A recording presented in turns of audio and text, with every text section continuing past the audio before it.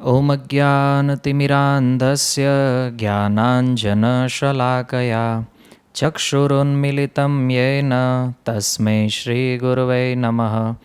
श्रीचैतन्यमनोभीष्टं स्थापितं येन भूतले स्वयं रूपः कदा मह्यं ददाति स्वपदान्तिकं। वन्देऽहं श्रीगुरो श्रीयुतपदकमलं श्रीगुरून् वैष्णवांश्च श्रीरूपं साग्रजातं सहगणरघुनाथन्वितं तं सजीवं साद्वैतं सावधूतं परिजनसहितं कृष्णचैतन्यदेवं श्रीराधाकृष्णपादान् सहगणललिता श्रीविशाखान्वितांश्च नमः ॐ विष्णुपादाय कृष्णप्रेष्ठाय भूतले श्रीमते भक्तिवेदान्त स्वामिनिति नामिने।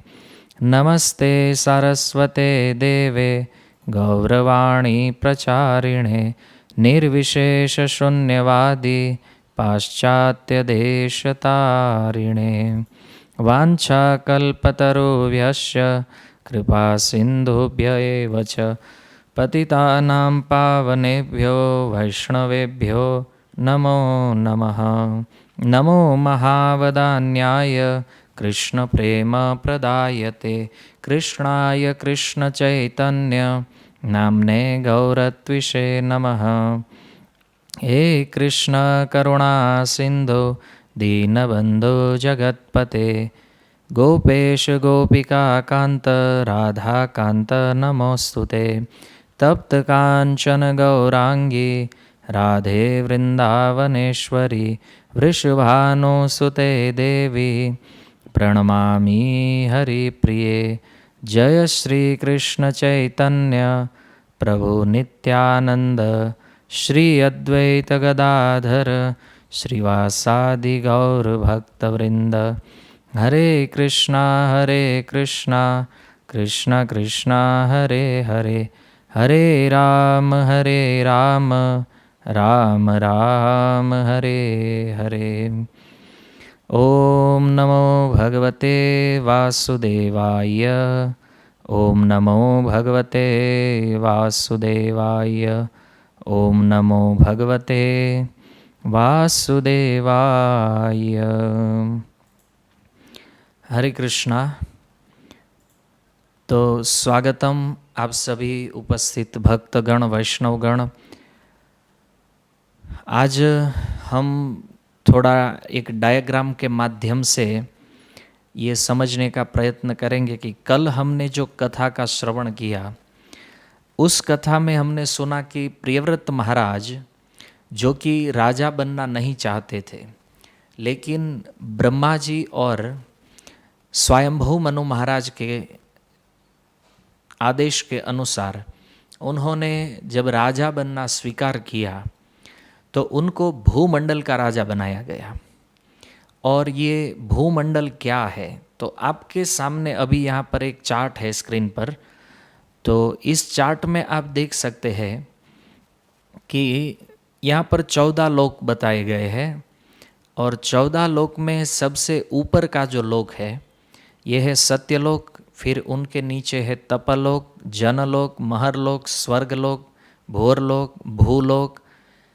तो ये भूलोक वही है जिनका वर्णन हम कल थोड़ा सुने थे और आगे सुनने वाले हैं।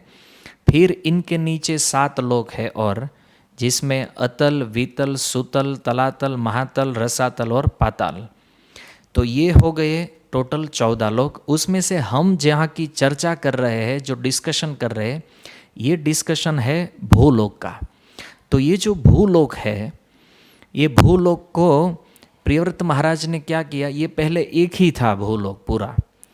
तो प्रियव्रत महाराज जब रथ के पीछे चले, सूर्यदेव के रथ के पीछे, तो 7 परिक्रमा जब उन्होंने लगाई तो यही जो भूलोक है ये 7 विभाग में डिवाइड हो गया।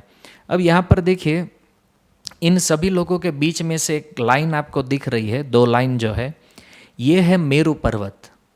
तो सभी लोगों के बीच से होकर निकलता है ये मेरु पर्वत।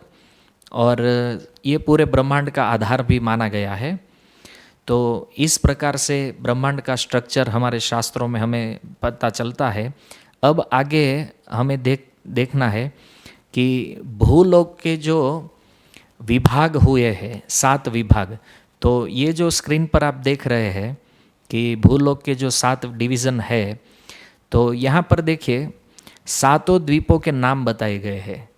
तो आप लोग देख रहे हैं कि ये जो बीच का एकदम सेंटर पॉइंट है बीच में, वो सेंटर पॉइंट यानी कि वहाँ पर जो वाइट जगह है, इसको कहा गया है द्वीप। और जो ग्रीन लाइन आप लोग देख रहे हैं, या शायद आपको ब्लैक भी दिख रही होगी, तो ये जो लाइनें हैं, इस लाइन में ये जो लाइनिंग है, इसको आपको समझना है, ये समुद्र है। तो एरो के हिसाब से हमने यहाँ पर नाम लिखे हैं कि पहला यहाँ पर आप देखिए, सबसे पहला जो है वो है जम्बू द्वीप। तो बीच का जो सेंटर आप देख रहे हैं, सबसे छोटा सेंटर जो है, ये है जम्बू द्वीप। फिर उससे बड़ा है प्लक्ष द्वीप, उससे बड़ा है शाल्मली द्वीप, उससे बड़ा है कुश द्वीप, उससे बड़ा है क्रौंच द्वीप, उससे बड़ा है शाक द्वीप, और अंत में 7वां जो द्वीप है सबसे बड़ा, वो है पुष्कर द्वीप। अब एक द्वीप जो होता है, उनके बाहर एक समुद्र है, फिर दूसरा द्वीप प्रारंभ होता है, फिर उसके बाहर एक समुद्र है, फिर तीसरा द्वीप प्रारंभ होगा, फिर उसके बाहर एक समुद्र है। तो यहाँ पर हम देखते हैं कि जम्बू द्वीप के बाहर जो समुद्र है, तो जिस प्रकार से द्वीप के नाम गिनाए गए हैं ऊपर से नीचे, उसी प्रकार से इस डायग्राम में आप देख सकते हैं कि यहाँ पर जो समुद्र बताए गए हैं, ये समुद्र किस प्रकार से। तो यहाँ जम्बू द्वीप के बाहर जो आपको ग्रीन लाइन दिख रही है, तो ये माउस के एरो आप देख सकते हैं, तो एरो अभी जहाँ पर घूम रहा है, तो वो समुद्र है जम्बू द्वीप के बाहर का। तो वो समुद्र है खारे पानी का समुद्र, ऊपर लिखा है सॉल्ट वाटर।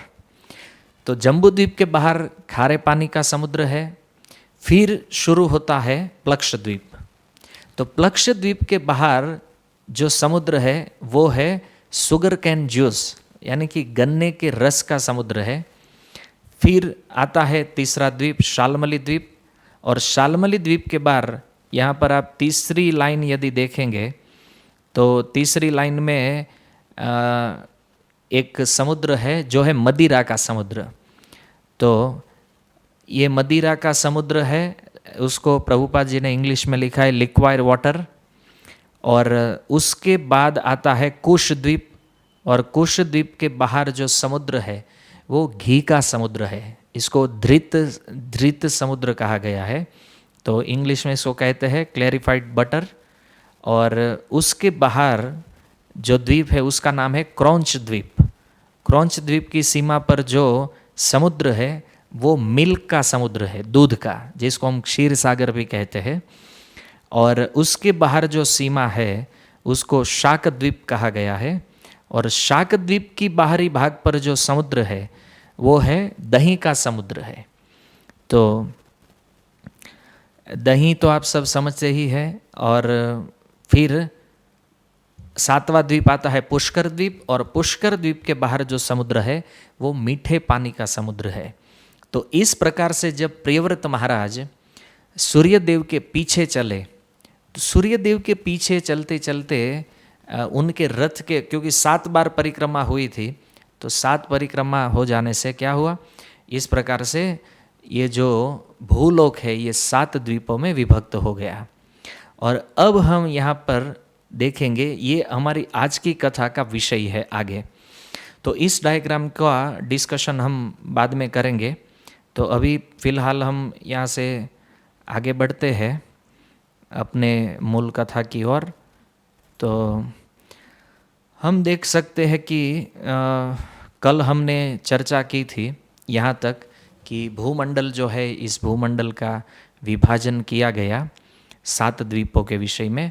तो अब फिर शुकदेव गोस्वामी कथा को आगे बढ़ाते हैं, और कथा को आगे बढ़ाते हुए शुकदेव गोस्वामी ने कहा कि प्रियव्रत महाराज के जो कुल 13 पुत्र हुए, उसमें से 3 पुत्र जो थे वो भक्त बन गए, भगवान के महान भक्त बने, और बाकी के जो 3 पुत्र थे वो मनवंतर बने, जो उनकी दूसरी पत्नी से उत्पन्न हुए थे, और बचे 7। तो ये जो 7 पुत्र थे ये 7 द्वीपों के राजा बन गए। अब शुकदेव गोस्वामी कहते हैं कि सबसे पहला जो द्वीप है जिसका नाम जम्बू द्वीप है, तो उस जम्बू द्वीप के राजा बने उनके सबसे बड़े पुत्र जिनका नाम था महाराज आग्निद्र। और आग्निद्र एक बार वन में कहीं घूम रहे थे तो वहाँ पर उन्होंने एक अप्सरा को देखा, और उस अप्सरा का नाम था पूर्वचिति, जो कि ब्रह्मा जी के द्वारा भेजी गई थी ये अप्सरा।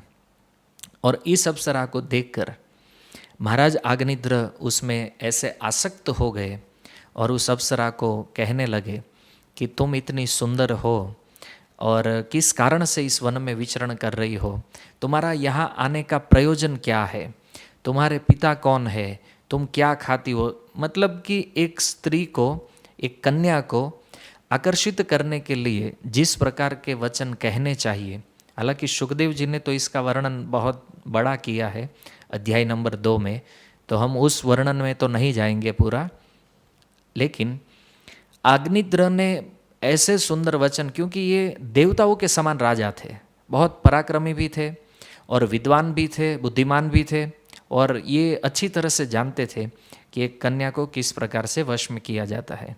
तो इस प्रकार से उस कन्या का गुणगान करने लगे, जिसके कारण ये जो कन्या थी उसको भी लगा कि नहीं, ये वास्तव में मेरे पति होने के योग्य है। तो महाराज आग्निद्र का विवाह पूर्वचिति नाम की अप्सरा से हो गया, और पूर्वचिति नामक अप्सरा से जब इनका विवाह किया गया तब उससे 9 पुत्र की प्राप्ति हुई है। और वो जो 9 पुत्र हुए उनके, तो उनके भी नाम गिनाए गए हैं। उसमें सबसे बड़े जो पुत्र थे उसका नाम था नाभि, और नाभि, फिर केतुमाल, भद्राश्व, किमपुरुष, हरि, इलावृत, रम्यक, हिरण्यमय, कुरु और भद्राश्व। तो इस तरह से उनके 9 पुत्र हुए। और महाराज आग्निद्र ने क्या किया कि इन 9 पुत्रों को, जम्बूद्वीप को उन्होंने 9 विभाग में डिवाइड कर दिया।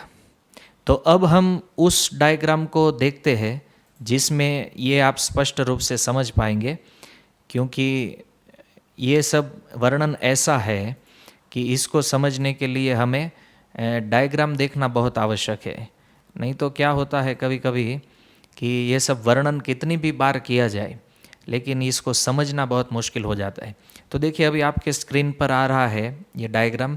तो इसमें बताया गया है ये 9 वर्ष, ये जो पूरा राउंड आप देख रहे हैं बड़ा, ये राउंड है जम्बूद्वीप, और उस जम्बूद्वीप को 9 भागों में विभक्त किया गया है।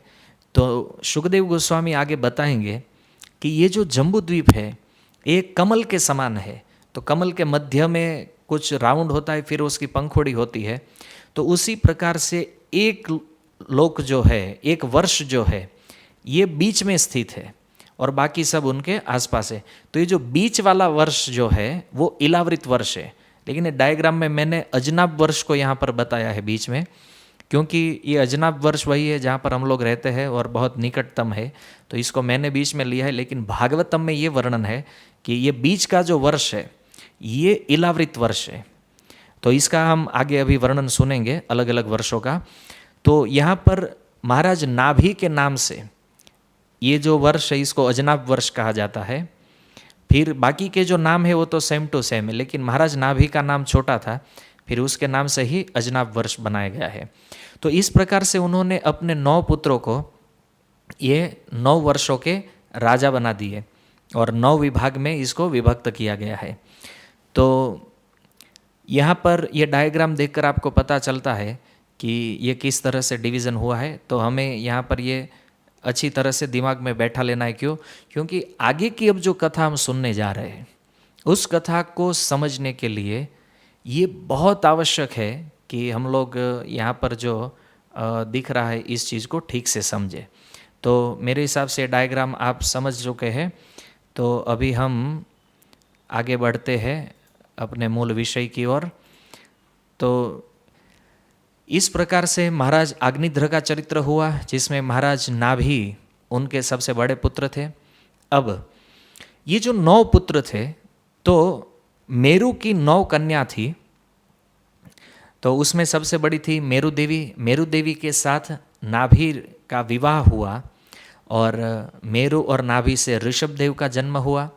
फिर उनके 100 पुत्र हुए और उसमें सबसे बड़े भरत महाराज थे।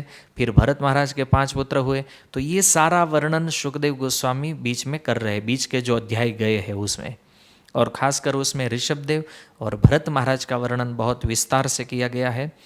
तो उसके बाद फिर परीक्षित महाराज के मन में एक प्रश्न होता है, और वो प्रश्न शुकदेव गोस्वामी के सामने रखते हुए महाराज परीक्षित कहते हैं, राजोवाच उक्तः त्वया भूमंडल आयाम विशेष यावत् आदित्य तपति यत्र च असौ ज्योतिषाम गणेः चंद्रमा वा सह दृश्यते। परीक्षित महाराज ने शुकदेव गोस्वामी से कहा कि हे ब्राह्मण, आपने मुझे पहले ही बता दिया है कि भूमंडल की त्रिज्या वहाँ तक विस्तृत है जहाँ तक सूर्य का प्रकाश और ऊष्मा पहुँचती है तथा चंद्रमा और अन्य नक्षत्र दृष्टिगोचर होते हैं। तो परीक्षित महाराज यहाँ पर भूमंडल का परिमाण बता रहे हैं, भूमंडल का विस्तार कितना है। तो उन्होंने कहा कि जहाँ तक सूर्य का प्रकाश पहुँचता है और चंद्रमा तथा अन्य नक्षत्रों को हम यहाँ से देखते हैं, तो ये जो सारा एरिया है इसको भूमंडल कहा जाता है। भूमंडल का अर्थ कहीं कहीं भक्त केवल पृथ्वी लगा लेते हैं, कहीं कहीं भागवतम के जो अन्य अन्य प्रेस से प्रिंटिंग होते हैं उसमें भी पृथ्वी दिया गया है। लेकिन यहाँ पर हम स्पष्ट देख सकते हैं कि ब्रह्मा जी और प्रियव्रत महाराज जब मिले तो स्वयंभू मनु के द्वारा उनको भूमंडल का राज्य सौंपा गया था, ये स्पष्ट रूप से बताया गया है। और फिर ये भूमंडल के राजा बने तो वही भूमंडल 7 विभाग में विभक्त हुए हैं। तो उनमें से उसी भूमंडल का परिमाण जो है उसको यहाँ पर बताया जा रहा है। तो वो भूमंडल का परिमाण होता है कि हम देख सकते हैं यहाँ से चंद्रमा, तारे, नक्षत्र, ये जो सब हमारी दृष्टि में आता है रात के समय, और दिन में हम जो सूर्य देव का प्रकाश प्राप्त करते हैं, उस प्रकाश की जहाँ तक पहुँच है तो वहाँ तक का जितना भी विस्तार है उसको भूमंडल कहा गया है। शिल प्रभुपाद इस श्लोक के तात्पर्य में कहते हैं कि आधुनिक विज्ञान के अनुसार सूर्य का प्रकाश 9 करोड़ 30 लाख मील दूरी तय करके पृथ्वी तक पहुंचता है। तो यदि इस आधार पर यदि हम गणना करें तो भूमंडल की जो त्रिज्या होती है, त्रिज्या क्या होता है जानते हैं ना, एक राउंड जो हम बनाते हैं उस राउंड के सेंटर से लेकर उस राउंड की रेखा तक का जो भाग होता है उसको त्रिज्या कहा जाता है। तो ये त्रिज्या 9 करोड़ 30 लाख मील की होती है। और प्रभुपाद कहते हैं कि गायत्री मंत्र में हम जो पढ़ते हैं ओम भूर्भुवः स्वः, इसका जो हम जप करते हैं, तो इसमें जो भू शब्द है, ओम भू फिर भूर स्वः, तो भू का अर्थ होता है भूमंडल, और फिर तत्सवितुर्वरेण्यम, यानी कि सूर्य का जो प्रकाश है वो भूमंडल के अंदर विस्तृत होता है। इसलिए हम लोग यहाँ पर सूर्य की भी पूजा करते हैं और तारों को हम नक्षत्र के रूप में समझते हैं। तो ये जो नक्षत्र है, जो तारे हैं, तो आज के जो वैज्ञानिक है उसका कहना ये है कि ये जो तारे सब आकाश में, ये भी अपने आप में एक एक सूर्य है। लेकिन हमारा शास्त्र इस बात को बिल्कुल स्वीकार नहीं करता है, क्योंकि यहाँ पर कहा गया है कि नक्षत्र और चंद्रमा जो है ये वास्तव में सूर्य से ही प्रकाश प्राप्त करते हैं और सूर्य में ही स्वयं प्रकाश होता है। और गीता में भी भगवान ने कहा है नक्षत्राणाम अहम शशि, कि नक्षत्रों में मैं चंद्रमा हूँ। तो ये सब नक्षत्र है, ऐसा हमारे शास्त्रों का कहना है। तो ग्रहों की स्थिति के संबंध में, यानी कि आज जो हमारे अवकाश विज्ञान में कुछ वैज्ञानिकों ने प्रोग्रेस की है, वो लोग यहाँ से स्पेस यान भेजते हैं ऊपर और इनके लिए करोड़ों अरबों रुपए का खर्च होता है। तो ये लोग जितना नॉलेज प्राप्त कर पाए हैं उनसे कई गुना ज़्यादा और प्रमाणित नॉलेज हमारे वैदिक ग्रंथों में दिया गया है। देखिए, आज से 5000 साल पहले जिस ग्रंथ को लिपिबद्ध किया गया है, उस श्रीमद् भागवतम में इस विषय में सब कुछ बताया गया है। तो देखिए कि सुखदेव गोस्वामी ये जानते हैं, वेदव्यास जी जानते थे, नारद मुनि, ब्रह्मा जी, तो उन लोगों के पास इस ब्रह्मांड के विषय में जो नॉलेज है, ये आज के वैज्ञानिकों के पास न तो है और ना ही कभी हो सकता है। क्यों? क्योंकि ये वैदिक ज्ञान है और इसको यदि वैदिक परंपरा से समझा जाए तो ही हम इसके विषय में सही तरह से जानकारी ले सकते हैं। क्योंकि हमारे पास जो साधन है अवकाश की स्थिति को जानने के, ये साधन भी एक तरह से देखें तो अपूर्ण है और इंद्रिया भी अपूर्ण है। हमारे पास ऐसी कोई पूर्णता है ही नहीं कि हम इस विषय में जानकारी प्राप्त कर सकें। तो परीक्षित महाराज ने सुखदेव गोस्वामी से भूमंडल के परिमाण की बात की और कहा कि हे भगवान, महाराज प्रियव्रत के रथ से जो 7 गड्ढे बने हैं, जिसके 7 समुद्र की उत्पत्ति हुई है, और इन 7 समुद्रों के ही कारण भूमंडल 7 द्वीपों में विभक्त है। तो यहाँ पर अनुवाद में श्रील प्रभुपाद भी ये बात स्वीकार करते हैं कि प्रियव्रत महाराज के रथ से जो गड्ढे बने हैं वही 7 समुद्र है और भूमंडल ही 7 भागों में विभक्त हुआ है। तो परीक्षित महाराज का ये कहना है कि आपने इनके नाम बताए, इनका थोड़ा माप साइज भी बताया और इनकी कुछ सामान्य विशेषताओं का वर्णन आपने किया है। तो परीक्षित महाराज की इच्छा ये है कि मैं इसको थोड़ा विस्तार से सुनना चाहता हूँ, तो आप इसको इतना विस्तृत बताइए, क्योंकि ये मेरी कामना है और मुझे जानने की एक इच्छा है। तो मेरी इच्छा ये है कि आप इसको पूर्ण करें। तो जब ये बात परीक्षित महाराज ने पूछी तो हमारे मन में एक प्रश्न हो सकता है कि परीक्षित महाराज जैसे व्यक्ति इस भौतिक जगत के विषय में इतना जानने की इच्छा क्यों रखते हैं? क्या एक भक्त के लिए जरूरी है कि ये जो नॉलेज है, ये जो पूरे ब्रह्मांड का विभाजन यहाँ पर बताया जा रहा है, इस विभाजन को ये लोग जाने या समझे, ये जानना भक्ति से इसका क्या संबंध है? तो इस विषय में अब परीक्षित महाराज कहते हैं कि जब मन प्रकृति के गुणों से निर्मित पूर्ण पुरुषोत्तम भगवान के बाह्य रूप, ये जो स्थूल विश्व रूप है, विराट रूप है, इस पर स्थिर हो जाता है तो उसे शुद्ध सत्व की स्थिति प्राप्त हो जाती है। यदि हम भगवत गीता में भगवान के विराट रूप का वर्णन जो 11वें अध्याय में हुआ है, उस रूप के वर्णन से आगे भी यदि हम देखें तो ये बात तो निश्चित है कि ये जो पूरा ब्रह्मांड है, ये पूरा ब्रह्मांड भगवान के गुणों से निर्मित स्वरूप की तरह कार्यरत है। क्योंकि प्रकृति के 3 गुणों से ही या उन 3 गुणों के मिश्रण से ही ये सारा ब्रह्मांड प्रकट होता है। तो ये जो 3 गुण है ये कहाँ से आते हैं? ये आते हैं भगवान की बहिरंगा शक्ति माया से, और माया डायरेक्ट भगवान की शक्ति है।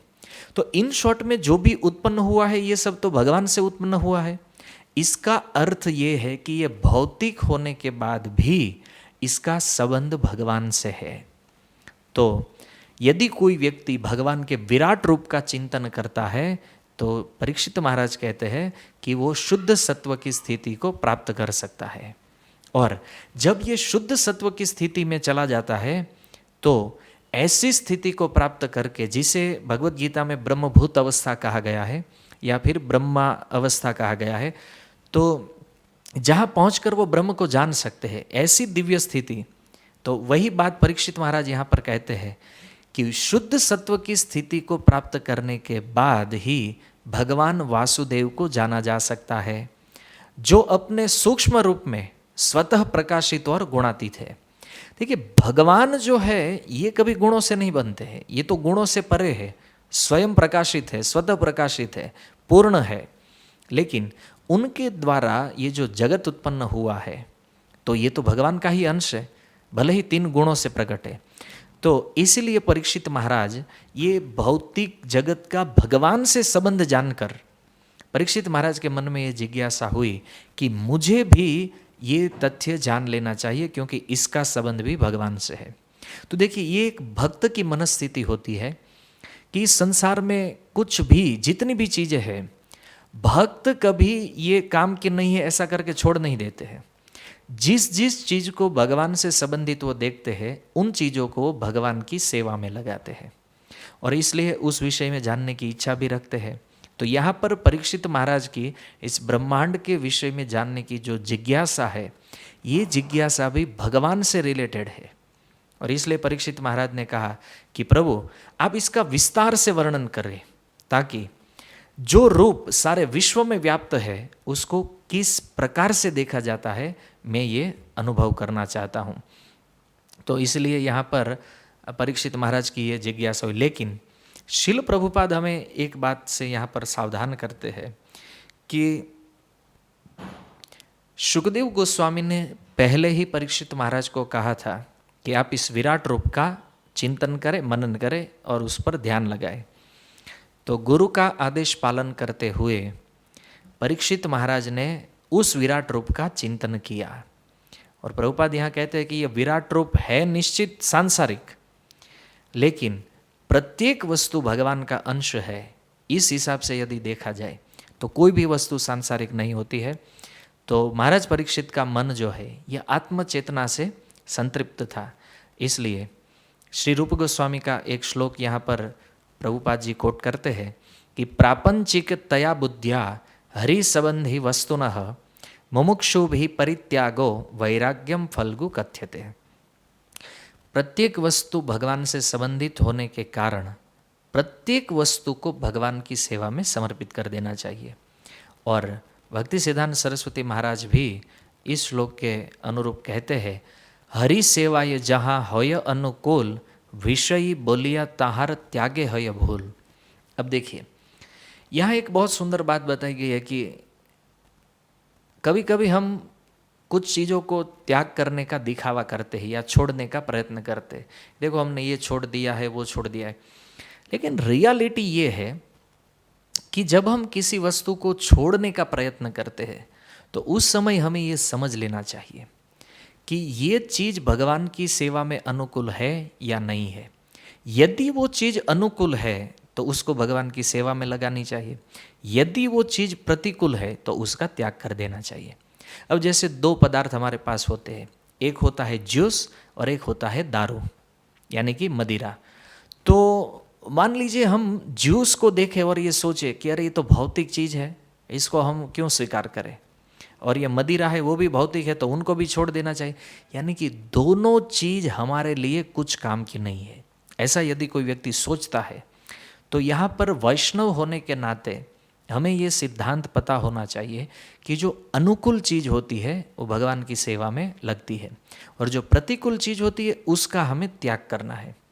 तो जूस जो है, ये जूस वास्तव में भगवान की सेवा के अनुकूल है तो हम भगवान को जूस ऑफर कर सकते हैं, लेकिन जो मदिरा है वो हम जानते हैं कि ये अनुकूल नहीं है, हालांकि है वो तो भगवान से ही उत्पन्न, लेकिन फिर भी हमें उसका त्याग कर देना चाहिए। ये हमारे आचार्यों का सिद्धांत है कि अनुकूल वस्तु को स्वीकार करना और प्रतिकूल से वर्जनम, प्रतिकूल वस्तु जो है उसको त्याग करना। तो एक भक्त को इतना बुद्धिमान होना चाहिए कि किस वस्तु को वो किस संदर्भ में देखते हैं और उसका किस प्रकार से उपयोग करते हैं। तो यदि मान लीजिए कोई भगवान की सेवा के उपयोगी वस्तु है और यदि हम उस वस्तु का त्याग कर देते हैं तो ये तो मूर्खता मानी जाएगी, इसको फल्गु वैराग्य माना जाएगा, यानी कि ये दिखावे वाला वैराग्य है, मरकट वैराग्य। इसलिए हमें ऐसे वैरागी नहीं बनना है। हम वैरागी बनेंगे लेकिन रूप गोस्वामी के निर्देश अनुसार जिस वैराग्य, युक्त वैराग्य का जो वर्णन किया गया है, यानी कि संसार की जो भी चीज़ भगवान की सेवा में लगती है उन चीज़ों को हम भगवान की सेवा के लिए उपयोग करेंगे और जो चीज़ भगवान की सेवा से प्रतिकूल है उस चीज़ों का हम त्याग कर देंगे। तो यही हमारे लिए एक सिद्धांत यहाँ पर प्रस्तुत किया गया है और इसी सिद्धांत के अंतर्गत परीक्षित महाराज जो है वो अपनी जिज्ञासा शुकदेव गोस्वामी के सामने प्रस्तुत कर रहे हैं। तो जैसे ही परीक्षित महाराज ने यह जिज्ञासा की, शुकदेव गोस्वामी उनका उत्तर देते हुए कहते हैं, ऋषिर्वाच नवै महाराज भगवत माया गुण विभूते काष्ठम मनसा वचसा वा अधिगंतुम अलम विबुध आयुषा अपि पुरुषः तस्मात् प्राधान्येन एव भूगोलोक विशेषम नाम रूप मान लक्षणतः व्याख्यास्यामः। अर्थात सुखदेव गोस्वामी ने कहा कि हे राजन, भगवान की माया का जो विस्तार है, इस विस्तार की कोई सीमा नहीं है। और ये जो भौतिक जगत है, ये सत्व, रज और तम, इन 3 गुणों का रूपांतर है। फिर भी ब्रह्मा के समान यदि किसी को आयुष्य प्राप्त हो जाए, फिर भी हम इसकी व्याख्या नहीं कर सकते हैं कि ये भौतिक जगत का विस्तार कितना है। और ये भौतिक जगत में कोई भी पूर्ण नहीं है। और अपूर्ण मनुष्य रात दिन इसका चिंतन करे, फिर भी वह ब्रह्मांड का सही वर्णन नहीं कर सकता है। तो भी हे राजन, मैं, यानी कि सुखदेव गोस्वामी अपना कहते हैं कि मैं ये जो भूलोक इत्यादि जो प्रमुख भूखंड है, उनके नाम, रूप और उनकी जो सीमाएं है या उनके जो लक्षण है, उस लक्षण की व्याख्या करने का प्रयत्न करूंगा। ये सुखदेव गोस्वामी कहते हैं व्याख्या श्यामः, यानी कि मैं प्रयास करूंगा इसकी व्याख्या ठीक ठीक हो सके। तो अब देखिए, ये सुखदेव जी का वचन है। कितना अद्भुत बात यहाँ पर सुखदेव गोस्वामी कहते हैं कि हे राजन, भगवान की माया के विस्तार की कोई सीमा नहीं है। यानी कि भगवान ने ये जो पूरा भौतिक जगत बना, ये कितना विस्तृत है, इसको यदि कोई व्यक्ति खोजना चाहे तो ये असंभव कार्य है, ये कभी नहीं हो सकता है। प्रभुपाद कहते हैं कि ये भौतिक जगत जो है, ये भगवान की सृष्टि का 1/4 भाग है। तो सोचिए, जो कुल मिलाकर भगवान ने जितना सर्जन किया है, ये भौतिक जगत 1/4 यानी कि 1/4 भाग है। फिर भी सुखदेव गोस्वामी कहते हैं कि इसका वर्णन असंभव है। कितना असंभव है? यहाँ तक कि ब्रह्मा जी की आयु, जो कल हमने चर्चा की थी कि ब्रह्मा जी की आयु कितनी है, 8 अरब 64 करोड़ साल जब पृथ्वी पर बीतते हैं तो ब्रह्मा जी के 24 घंटे होते हैं। और ऐसा ब्रह्मा जी 100 साल जीते हैं। इतना आयुष्य पाकर भी यदि कोई इस ब्रह्मांड का वर्णन करने का प्रयत्न करे, तो ये सुखदेव जी का मत है कि फिर भी वो इस तरह से इस ब्रह्मांड का वर्णन नहीं कर सकते हैं पूर्ण रूप से, कि ये ऐसा ही है या इतना ही परिमाण है, इसको इस तरह से नापा जा सकता है, ये कोई नहीं बता सकता है। तो सोचिए, सुखदेव गोस्वामी यहाँ पर ये जो सब भौतिक ब्रह्मांड है, इसके वर्णन में अपने आप को असमर्थ मान रहे सुखदेव जी, तो हम जैसे व्यक्ति इसका कैसे वर्णन कर सकते हैं। और वास्तव में ये इतना डिफिकल्ट विषय है श्रीमद् भागवतम के अंदर। तो हमारे गुरु महाराज कहते थे एक बार कि ये एक ऐसा प्रसंग है कि जिनके विषय में वर्णन करना काफ़ी वक्ता पसंद नहीं करते हैं। आप देखिए, इतनी सारी भागवत कथाएं होती है, लेकिन ये जो द्वीप की बातें होती है और इसमें जिस प्रकार से सुखदेव जी ने जो थोड़ा बहुत वर्णन किया है, तो इस पर भी प्रकाश डालने की चेष्टा नहीं करते हैं लोग। क्यों? क्योंकि उनको पता है कि इसका ठीक ठीक वर्णन कर पाना ये कुछ असंभव जैसा है। और एक बात यहाँ पर सुखदेव गोस्वामी कहते हैं कि ये तीनों गुणों का रूपांतर है। निश्चित रूप से ये 3 गुणों से प्रकट है, ये भौतिक है, फिर भी हम इसकी व्याख्या नहीं कर सकते। तो यही भगवान की माया शक्ति का एक छोटा सा अंश है। और ये माया शक्ति ने इस जगत के रूप में अपना विस्तार किया है। सोचिए, माया को समझने की क्षमता जीव के पास नहीं है, तो भगवान के विषय में वो कैसे जान पाएंगे। तो इसका कारण यही है कि इस जगत में कुछ भी पूर्ण नहीं है, इसलिए कि हमारी इंद्रियां भी अपूर्ण है और हम स्वयं भी अपूर्ण ही है। क्योंकि हमारे अंदर अभी तो वो शुद्ध चेतना नहीं है कि जिसके कारण हम इन सब ज्ञान को ठीक ठीक, लेकिन ये शुद्ध चेतना वाले दोनों व्यक्ति है, सुखदेव गोस्वामी और परीक्षित महाराज। तो सुखदेव जी भी मना कर रहे कि मैं भी समर्थ नहीं हूँ इसका वर्णन करने के लिए। तो मैं वर्णन ऐसा नहीं है कि नहीं करूँगा, समर्थ नहीं हूँ, तो इतना वर्णन मैं कर सकता हूँ कि थोड़ा बहुत ये जो भूलोक है, क्योंकि ये बहुत प्रसिद्ध है, तो जिस स्थान पर हम रहते हैं, जो हमारे आसपास के विस्तार है, हम उनका थोड़ा वर्णन समझने का प्रयत्न करते हैं। लेकिन पूर्ण रूप से इस ब्रह्मांड का वर्णन करना, सुखदेव जी कहते हैं, ये मेरे बस की बात नहीं है। तो यहाँ पर ये बहुत सुंदर एक चीज़ इस श्लोक में सुखदेव जी ने प्रकट कर दी कि मैं समर्थ नहीं हूँ, इसलिए वक्ताओं के ऊपर कोई दोष नहीं आएगा कभी कि सुखदेव जी वर्णन नहीं कर पाए हैं तो फिर हम लोग क्या वर्णन करेंगे इसका। लेकिन फिर भी जो चीज़ सुखदेव गोस्वामी ने बताई है उसी को प्रमाण मानते हुए उसी के आधार पर हम इसको कुछ समझने का प्रयत्न करेंगे। तो यहाँ पर श्रील प्रभुपाद कहते हैं कि ब्रह्म संहिता में जिस प्रकार से बताया गया है, अद्वैतम अच्युतम अनादिम अनंत रूपम आद्यम पुराण पुरुषम नव यौवनम च। तो भगवान जो अपनी शक्तियों का जब विस्तार करते हैं तो इसका अनुमान लगाना भी असंभव है। तो भले ही वो ब्रह्मा के समान भी कोई मनुष्य क्यों न हो, लेकिन फिर भी वो इसका पता नहीं लगा सकते हैं। तो प्रभुपाद का आश्चर्य ये है कि जब ब्रह्मा का ये सामर्थ्य नहीं है तो फिर आजकल के जो तुच्छ वैज्ञानिक है तो वो अपनी अपूर्ण इंद्रियों के द्वारा इस ब्रह्मांड के विषय में यदि कुछ जानकारी लेने का प्रयत्न करते हैं तो वो कैसे समझ पाएंगे।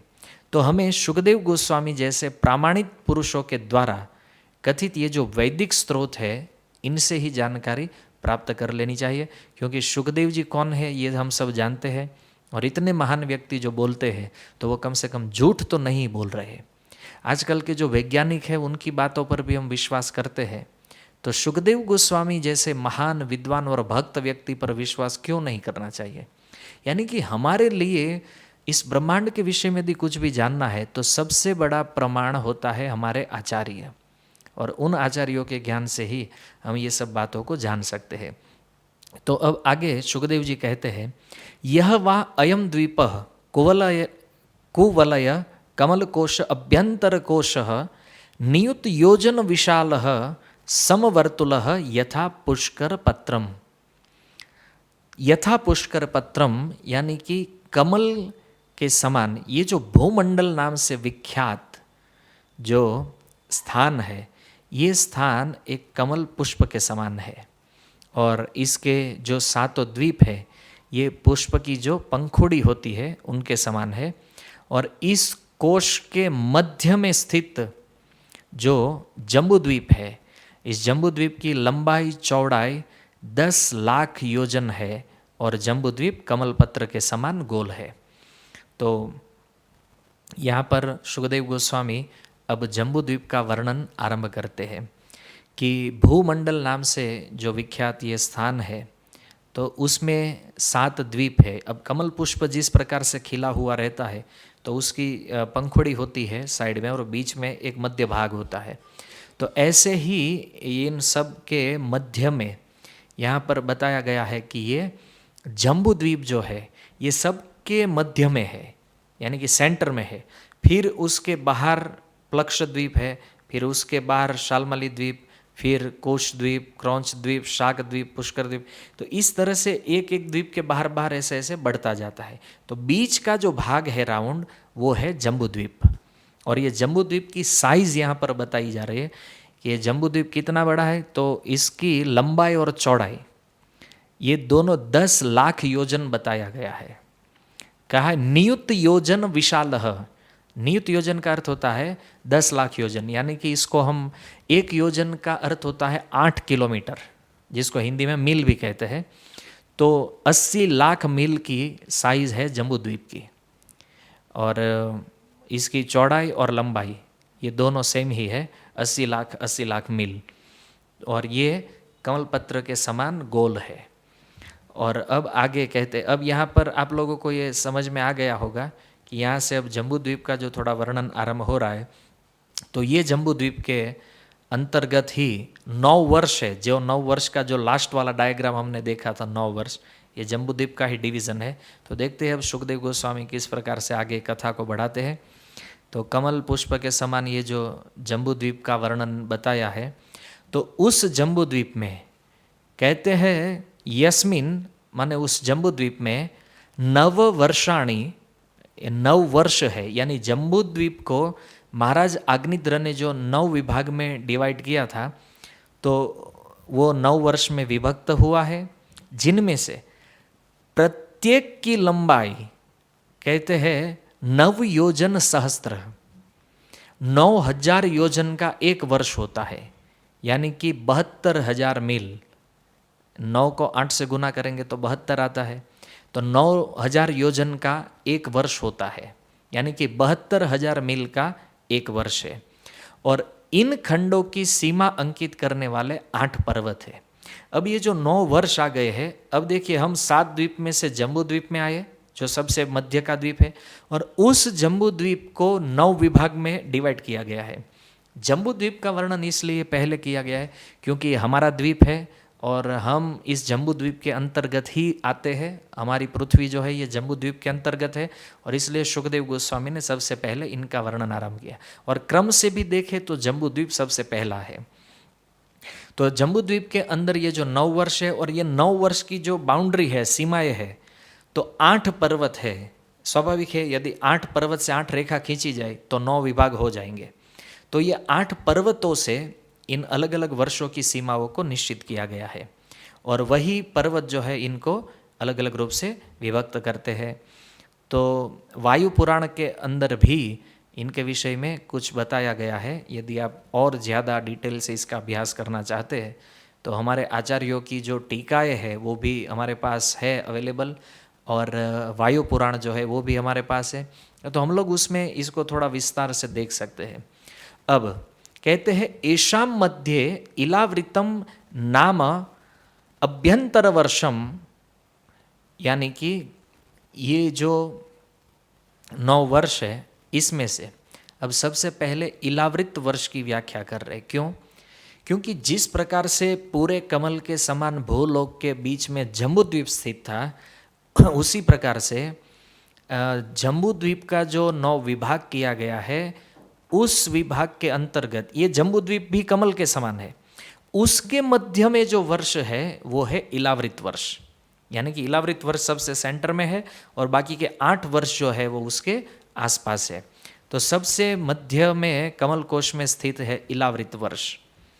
और ये इलावृत वर्ष के विषय में आप आगे 9वें स्कंद में भी सुन सकते हैं, और वहाँ भी कथाएं हैं, हम उनको भी समझेंगे। तो इलावृत वर्ष में सुवर्ण से बना हुआ सुमेरु पर्वत है। तो हम जो पहले डायग्राम में देखे थे कि सभी ये जो 14 लोक है, उन 14 लोक के मध्य से होकर एक पर्वत निकलता है, उसको सुमेरु पर्वत कहते हैं। तो ये भूलोक के मध्य से भी निकलता है। तो भूलोक के मध्य में सुमेरु पर्वत की स्थिति कहाँ पर है? तो जम्बू द्वीप में है। ये जम्बू द्वीप में भी जो इलावृत वर्ष है, उस इलावृत वर्ष के बीच में से ये मेरु पर्वत निकलता है, जिसको सुमेरु कहते हैं, जो पूरा पर्वत सोने का बना हुआ है। और ये सोने का पर्वत है। आजकल तो लोगों को ऐसा वर्णन सुनने को मिल जाए तो खोजने भी लगेंगे, लेकिन हमें बहुत समझना है कि इसका एड्रेस कहाँ पर है। जब तक एड्रेस ही पता नहीं और वहाँ जाने की योग्यता प्राप्त नहीं होगी तो इसको देखना भी असंभव है, पाना तो बहुत दूर की बात है। तो सुमेरु ये पूरा सोने का पर्वत है, और यह कमल जैसे भूमंडल के बाह्य आवरण की तरह है। इस पर्वत की चौड़ाई जम्बू द्वीप की चौड़ाई के तुल्य, अर्थात 1 लाख योजन अथवा तो 8 लाख मील है, जिसमें 16,000 योजन पृथ्वी के भीतर है। यानी कि ये पर्वत 16,000 योजन इस वर्ष के अंदर, इलावृत वर्ष में, मतलब बीच में से अंदर गया हुआ है। और ऊपर, यानी कि इलावृत वर्ष के ऊपर की जो ऊंचाई है ये 84,000 योजन है। तो और इनके शीर्ष, यानी कि इस पर्वत की जो टोच हम जिसको बोलते हैं, पर्वत का शीर्ष जो है वो 32,000 योजन का है, और पाद भाग जो है वो 16,000 योजन है। तो इस प्रकार से सुमेरु पर्वत का यहाँ पर वर्णन किया गया है। इसकी हाइट, चौड़ाई, लंबाई, ऊपर का भाग, नीचे का भाग किस तरह से है। तो इलावृत वर्ष के मध्य से यह पर्वत निकला है। अब शुकदेव गोस्वामी आगे कहते हैं कि इलावृत वर्ष के सुदूर उत्तर में, यानी कि इलावृत वर्ष से उत्तर की दिशा में 3 पर्वत है। पहले नील पर्वत है, फिर श्वेत पर्वत है, और तीसरा श्रृंगवान नाम का पर्वत है। और ये तीनों जो है ये 3 वर्ष की सीमा बनाते हैं, रम्यक वर्ष की, हिरण्यमय वर्ष की और कुरु वर्ष। तो इन 3 वर्षों की जो सीमा रेखा है ये 3 पर्वतों से बनती है, और ये 3 वर्ष जो है ये इलावृत वर्ष की उत्तर दिशा में स्थित है, और एक दूसरे को ये पर्वत अलग करते हैं। इन पर्वतों की चौड़ाई कितनी है? 2000 योजन, यानी कि 16,000 मील ये पर्वतों की चौड़ाई है। और लंबाई इनकी यदि देखें तो पूर्व से लेकर पश्चिम की ओर इनकी सीमा जो है ये लवण सागर तट तक विस्तृत है। लवण सागर का अर्थ होता है जो खारे पानी का समुद्र है, तो उस समुद्र तक इन पर्वतों की ये सीमाएं विस्तृत है। और दक्षिण से उत्तर की ओर बढ़ने पर प्रत्येक पर्वत की लंबाई अपने पूर्ववर्ती पर्वत की दशम अंश होती जाती है, किंतु इन सब की ऊंचाई एक समान रहती है। तो जैसे हम दक्षिण से उत्तर की ओर बढ़ते हैं तो प्रत्येक पर्वत की लंबाई जो है वो अपने से पहले वाले पर्वत से दशम अंश हो जाती है, यानी कि उनका दशांश भाग जो है उतनी हो जाती है, लेकिन ऊंचाई सबकी एक समान रहती है। यानी कि जो बड़े होते फिर छोटे छोटे छोटे छोटे होते जाते हैं, उस तरह से उसकी पूरी पर्वतों की एक लाइन हो जाती है। तो इनके संबंध में मध्वाचार्य ने ब्रह्मांड पुराण से कुछ श्लोक लिखे हैं जो प्रभुपाद जी ने यहाँ तात्पर्य में बताए हैं कि इन श्लोकों से ऐसा प्रतीत होता है कि सूर्य तथा चंद्र के अतिरिक्त एक अन्य अदृश्य ग्रह भी है जिसे राहु कहते हैं, और राहु के गतिशील होने से सूर्य तथा चंद्र को ग्रहण लगते हैं। तो प्रभुपाद यहाँ अपना मत दे रहे कि हमारा सुझाव है कि चंद्रमा तक पहुँचने के लिए जो आधुनिक यात्राएं की जाती है, आजकल साइंटिस्ट जो चंद्रमा तक जाने का प्रयत्न करते हैं तो वे भूल से कहाँ पहुँच गए हैं? राहु नाम के ग्रह पर पहुँच जाते हैं, और यहाँ पर ये कहते हैं कि चंद्रमा पर गए। तो एक बात तो निश्चित है कि शिल प्रभुपाद जी इस बात से बिल्कुल सहमत नहीं थे कि आज के जो वैज्ञानिक है वो चंद्रमा पर पहुँच गए हैं। प्रभुपाद उस समय भी नहीं स्वीकार कर रहे थे, और यहाँ पर भी वो बता रहे।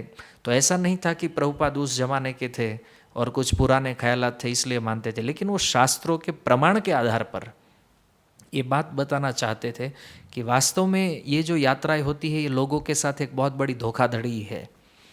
तो हमें तो इस विषय में नहीं जाना, यहाँ पर शिल प्रभुपाद ने कोट कर दिया है। लेकिन ये जो इलावृत वर्ष के ऊपर 3 वर्षों का वर्णन यहाँ पर किया गया है, तो कहते हैं एवं दक्षिणेन इलावृतम निषद हेमकूट हिमालय इति प्राक् आयता यथा नील आदय अयुत योजन उत्सेदा हरिवर्षम किम पुरुष भारतानाम यथा संख्यम। तो देखिए यहाँ पर बताया रहे कि इस प्रकार इलावृत वर्ष के दक्षिण में, आगे जो 3 वर्ष का वर्णन हुआ वो उनके उत्तरी भाग में स्थित है। अब यहाँ पर सुखदेव गोस्वामी इलावृत वर्ष के दक्षिण में जो वर्ष है उनका वर्णन करते, तो 3 वर्ष जो है ये दक्षिण में है। और वो कौन से है? तो इलावृत के दक्षिण में तथा पूर्व से पश्चिम में फैले हुए, मतलब उस कोने में फैले हुए 3 विशाल पर्वत है, और इसका नाम है निषद, हेमकूट और हिमालय। तो इनमें से प्रत्येक 10,000 योजन ऊंचा है। ये जो 3 पर्वत है निषद, हेमकूट और हिमालय, ये तीनों 10-10 हजार योजन ऊंचे हैं। और ये जो 3 पर्वत है ये किन की सीमा रेखा निश्चित करते हैं? तो कहते हैं हरिवर्ष, किम पुरुष वर्ष और भारतवर्ष। और ये भारतवर्ष को ही अजनाब वर्ष कहा जाता है, जो महाराज नाभि के नाम से है, फिर उनके पुत्र भरत हुए, फिर उनसे नाम भारत हो गया। तो ये जो 3 वर्ष है, ये 3 वर्ष की सीमा ये 3 पर्वत निश्चित करते हैं, निषद, हेमकूट और हिमालय। तो इस तरह से इनकी यहाँ पर सीमा सूचन किया गया है। अब इलावृत वर्ष के पूर्व तथा पश्चिम क्रमशः माल्यवान और गंधमादन नामक 2 विशाल पर्वत है। यानी कि इलावृत वर्ष के पूर्व में माल्यवान नाम का पर्वत स्थित है और पश्चिम में गंधमादन नामक पर्वत है, और ये दोनों 2000 योजन ऊंचे हैं। और उत्तर में नील पर्वत तक और दक्षिण में निषद तक फैले हुए हैं। यानी कि ये सारे पर्वत जो है एक दूसरे से थोड़ा थोड़ा टच करते, ये बात यहाँ पर सुखदेव गोस्वामी बता रहे हैं। तो वो जो हमने इससे आगे वाले श्लोक में जो समझा 3 पर्वतों के विषय में, निषद, हेमकूट और हिमालय, तो यहाँ पर ये माल्यवान पर्वत जो है और गंधमादन, तो ये उत्तर में नील पर्वत तक और दक्षिण में निषद तक फैले हुए हैं। और ये इलावृत वर्ष की और केतुमाल तथा भद्राश्व नामक वर्षों की भी सीमाओं के सूचक है।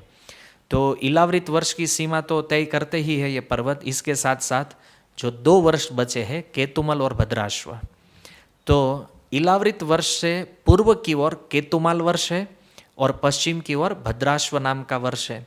तो इनकी सारी अब ये सीमाएं निश्चित हो गई कि ये 9 वर्षों का किस तरह से विभाजन हुआ है। तो हमें यहाँ पर देखना ये है कि ये जो जम्बूद्वीप 9 वर्ष में विभक्त हुआ है, उनका वर्णन शुकदेव गोस्वामी ने यहाँ तक किया है। सबसे मध्य में कौन सा है? इलावृत वर्ष। इनके उत्तर में 3 वर्ष है, दक्षिण में 3 वर्ष है, पूर्व में 1 और पश्चिम में 1, यानी कि 3 और 3 6 और 2 8 और 1 बीच का इलावृत वर्ष, यानी कि इस तरह से हो गए 9 वर्ष। तो इस तरह से हमारा ये जो जम्बूद्वीप है, ये जम्बूद्वीप 9 वर्षों में विभक्त है और इन सारे वर्षों की जो सीमाएं है ये पर्वतों से निश्चित की गई है। तो अब इसके तात्पर्य में शिल प्रभुपाद एक बहुत महत्वपूर्ण बात कहते हैं कि ये जो सारे पर्वत है और इनका जो माप यहाँ पर बताया गया है, इन माप को ठीक ठीक जानना असंभव। यदि कोई व्यक्ति नापने के लिए निकलेगा तो ये नहीं नाप सकता है। क्यों? क्योंकि प्रायोगिक धोरण पर ये बात संभव है ही नहीं। अब हिमालय की ऊंचाई यदि हमें मापने के लिए जाना है तो हम कैसे नापेंगे? ये हमारे बस की बात नहीं है। तो लंबाई और चौड़ाई जो शुकदेव गोस्वामी के द्वारा बताई गई है, हमें उन्हें ही स्वीकार कर लेना चाहिए। और प्रभुपाद ने तो यहाँ ये भी लिखा है कि ये सारे जो पर्वत बताए गए हैं, इनके विषय में जानने का हमें प्रयत्न नहीं करना चाहिए। क्यों? क्योंकि पहले ही शुकदेव गोस्वामी बता चुके हैं कि ब्रह्मा के समान आयुष्य भी यदि प्राप्त हो जाए तो इन पर्वतों की गणना संभव नहीं है। इसका नाम एक, जैसे हम हिमालय कहते हैं, तो भी हिमालय में छोटे बड़े कितने पर्वत है, किन किन की ऊंचाई नापेंगे, किन किन का माप करेंगे हम लोग। तो उसी तरह से ये सारे पर्वत, ये पर्वत का अर्थ ये कोई एक पर्वत नहीं है, हजारों हजारों, हम असंख्य असंख्य पर्वतों की ये लाइनें हैं पूरी, जो इन सीमाओं को निश्चित करती है इन पर्वतों के द्वारा।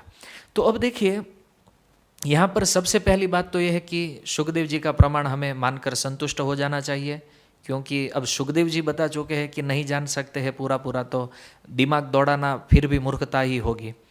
तो यहाँ पर जो प्रमाण दिए गए हैं, कोई 1000 योजन ऊंचा है, 2000 योजन ऊंचा है, 10,000 योजन ऊंचा है, लाख योजन ऊंचा है, तो इसी को ही प्रमाण मानकर हमें इसका श्रवण मात्र करके संतुष्ट रहना चाहिए। और यदि हम इसको भगवान की शक्ति समझकर इसका स्वीकार करें तो ही हम इसका लाभ प्राप्त कर सकते हैं, नहीं तो इसकी कोई वैल्यू नहीं रहेगी। तो यहाँ पर बहुत सुंदर ये 9 वर्षों का वर्णन शुकदेव गोस्वामी ने कर दिया है। हमारे मन में एक प्रश्न हो सकता है यहाँ पर कि शुकदेव जी ने तो ये वर्णन कर दिया और हम इसकी बात को प्रमाण भी मान लेते हैं, लेकिन अब प्रश्न ये उठता है कि ये जो 9 वर्ष है ये है कहाँ पर?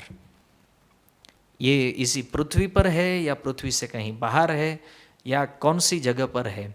तो देखिए, आचार्यों की टीकाओं में एक बात जो हमने पढ़ी है वो यही है कि जो व्यक्ति जिस वर्ष में रहता है वो यदि दूसरे वर्ष में जाना चाहे तो उन्हें एक विशिष्ट शरीर की आवश्यकता होती है, एक विशेष शरीर चाहिए। और उस विशेष शरीर के द्वारा ही, ये शरीर कैसा होता है? ये देवताओं के समान या कुछ सिद्धियों से प्राप्त ये शरीर होते हैं, जिनको लेकर ही आप एक वर्ष से दूसरे वर्ष में प्रवेश कर सकते हैं। यदि कोई व्यक्ति ऐसा सोचे कि अभी हम यहाँ पर अजनाब वर्ष यानी कि भारतवर्ष में है, अब भारतवर्ष से निकलकर हमें कहाँ पहुँचना है? तो बोले हमें किम पुरुष वर्ष में जाना है। तो किम पुरुष वर्ष में हम ये पंच भौतिक शरीर से नहीं जा सकते हैं। हालांकि दूसरा एक पंचभूत का शरीर होता है जिसको हम देवताओं का शरीर कहते हैं, जिसको सिद्ध शरीर भी कहा जाता है, क्योंकि सिद्धि वो लोग प्राप्त करते हैं या तो भजन में जो लोग सिद्ध हो जाते हैं, ऐसे व्यक्ति वहाँ पर पहुँच सकते हैं। इस बात को समझने के लिए एक कथा मुझे स्मरण आ रही है। जैसे मध्वाचार्य के जीवन चरित्र में हमने पढ़ा था कि मध्वाचार्य एक बार बद्रिकाश्रम गए थे, क्योंकि उन्होंने सुना था कि वेदव्यास जी जो है वो बद्रिकाश्रम में निवास करते हैं। तो मध्वाचार्य की भी इच्छा हुई कि क्यों न वेदव्यास जी से डायरेक्ट मुलाकात की जाए, क्योंकि वो जानते हैं कि वेदव्यास जी जो है ये तो हमेशा रहते हैं, ऐसा नहीं है कि उनका मृत्यु हो चुका है, वो तो आज भी है। तो बद्रिकाश्रम गए, लेकिन बद्रिकाश्रम जाकर देखा तो वेदव्यास जी का दर्शन तो वहाँ हुआ नहीं। तो हम लोग जानते हैं कि बद्रिकाश्रम में भी शम्याप्राश नामक एक स्थान है जहाँ पर वेदव्यास जी निवास करते हैं। तो मध्वाचार्य जो है ये हनुमान जी का अवतार है, हनुमान जी का स्वरूप है, वायुदेव का प्राकट्य है। तो मध्वाचार्य ने अपने शिष्यों से कहा कि आप लोग यहाँ पर बद्रिकाश्रम में रुकिए और मैं अब यहाँ से आगे की यात्रा जो है मैं अकेला करूँगा। तो मध्वाचार्य जैसे ही वहाँ से आगे चले तो उनका एक शिष्य पीछे पीछे गया, केवल देखने के लिए कि गुरुदेव कहाँ जाते हैं। तो मध्वाचार्य ने अपना शरीर बहुत बड़ा कर लिया, जैसे हम सीरियलों में देखते हैं हनुमान जी महाराज अपना शरीर बढ़ा लेते हैं, तो उसी तरह से उन्होंने बहुत बड़ा स्वरूप किया अपना। और वो हिमालय की जो चोटियाँ थी छोटी छोटी, उन एक चोटी से दूसरी चोटियों पर कूदते हुए जा रहे थे और जाते जाते फिर वो कहीं अदृश्य हो गए। तो वो शिष्य तो वहाँ से वापस लौट गया और आकर उन्होंने कहा कि इस तरह से मैंने देखा कि अपने गुरु महाराज बहुत बड़ा शरीर धारण करके फिर वो हिमालय की एक से एक चोटियों को कूदते हुए वो कहीं अदृश्य हो गए। तो वही बद्रिकाश्रम से आगे मध्वाचार्य गए थे वेदव्यास जी के आश्रम में, जो वास्तव में शम्याप्राश नामक एक स्थान है। और वहाँ पर वेदव्यास जी जैसे ही उन्होंने प्रवेश किया शम्याप्राश में, तो वहाँ पर यह वर्णन है कि वहाँ वातावरण बहुत अनुकूल था, ज़्यादा ठंडी भी नहीं है, ज़्यादा गर्मी भी नहीं है, और हजारों हजारों ऋषि मुनि अनेक प्रकार के यज्ञ कर रहे हैं, भागवत के सत्र चल रहे हैं, और एक बहुत बड़े वट वृक्ष के नीचे दोनों पैरों को ऐसे दोनों हाथों से पकड़े हुए वेदव्यास जी वहाँ पर बैठे हैं।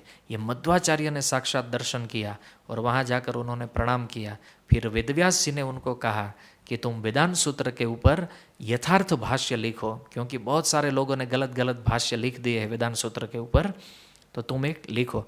तो ये जो पूरा प्रसंग है, इससे हम जान सकते हैं कि हम लोग ये मानते हैं कि वेदव्यास जी बद्रिकाश्रम में स्थित है, लेकिन उस प्रसंग में मध्वाचार्य के साथ जब मुलाकात हुई तो वेदव्यास जी ने यह स्पष्ट कहा कि जो सिद्ध व्यक्ति होते हैं वही यहाँ पर प्रवेश कर पाते हैं।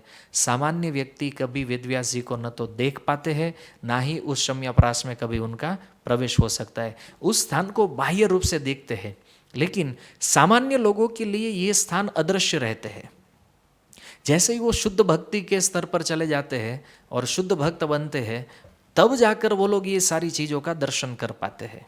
तो मध्वाचार्य के जीवन से एक बहुत प्रमाणित बात हम लोग समझ सकते हैं। तो मेरा ये कहना है कि ये जो सारे, यानी कि हमारे आचार्य गण भी इस बात की पुष्टि करते हैं कि ये सारे जो वर्ष होते हैं ये सामान्य व्यक्तियों की पहुंच से अदृश्य है। लेकिन यहाँ पर हिमालय की सीमा का उल्लेख किया गया है। तो हमारा ये जो भारतवर्ष है वो हिमालय से प्रारंभ होकर ही यहाँ तक जो भी है भारतवर्ष, उसको हम देख सकते हैं। लेकिन हिमालय से परे जहाँ पर दूसरे वर्ष की बॉर्डर स्थित है उनके पास, तो उनको हम हमारी सामान्य दृष्टि से नहीं देख सकते, क्योंकि बाकी के जो वर्ष होते हैं ये अजनाब वर्ष के जो रहने वाले लोग हैं उनकी दृष्टि से अदृश्य रहते हैं।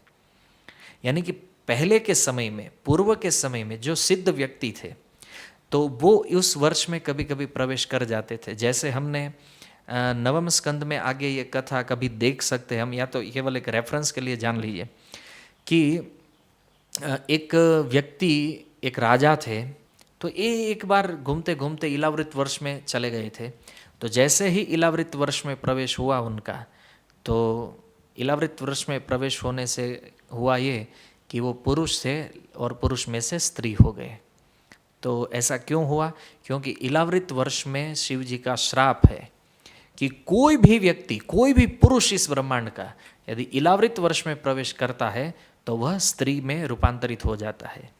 वहाँ पर एक ही पुरुष है, वो है साक्षात भगवान शिव।